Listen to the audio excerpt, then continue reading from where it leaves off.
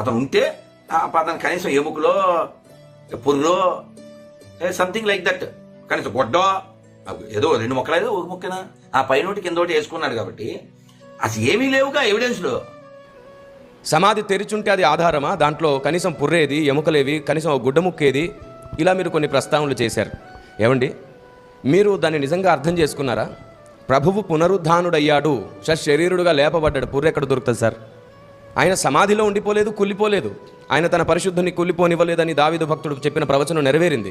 ఇక మీరు ఆ సమాధిలో కనీసం పుర్రె, ఎముకలు, గుడ్డ ముక్క కూడా లేదు అనే ప్రస్తావన మీరు చేశారు కాబట్టి ఒక గుడ్డ ముక్కను మీకు చూపిస్తాను. యోహాను సువార్త 20:7 మీకు స్క్రీన్ పైన కూడా కనబడుతుంది చూడండి. యేసు ప్రభువు సమాధిలో నుండి లేచాడు, ఆయన మృత్యువుని గెలిచాడు అనడానికి ఓ మంచి ఆధారం తన శిష్యులకు ఆనాడే కనబడింది. అక్కడికి వెళ్ళి చూస్తే నారబట్టలు ఒక చోట పడి ఉండడం, తలరుమాలంట ఒక చోట చుట్టబడి, అంటే చాలా క్రమంగా మర్యాదగా చుట్టబడి పెట్టబడింది ఇలాగా. ఇంకా వాళ్ళకి అర్థమైపోయింది ఆయన లేచాడు అని. కాబట్టి రాధా మనోహరన్ దాస్ గారు, వారు వీరు రేపినటువంటి కోపాన్ని బట్టి మీరు వాస్తవాన్ని అవాస్తవంగా, తీపిని చేదుగా, చేదుని తీపుగా, చీకటిని వెలుగుగా, వెలుగును చీకటిగా మార్చకుండా మీరు కొంచెం యథార్థంగా ఆలోచించండి, సమన్వయపరచండి, మీకు చాలా విషయాలు స్పష్టంగా అర్థమైపోతాయి. సర్వే జన సుఖినో భవంతు. దేవుడు మీకు తోడై ఉండాలి, మీ ఆరోగ్యం బాగుండాలి, మీరు ఇంకా అనేక విషయాల మీద ఆలోచన చేయాలి.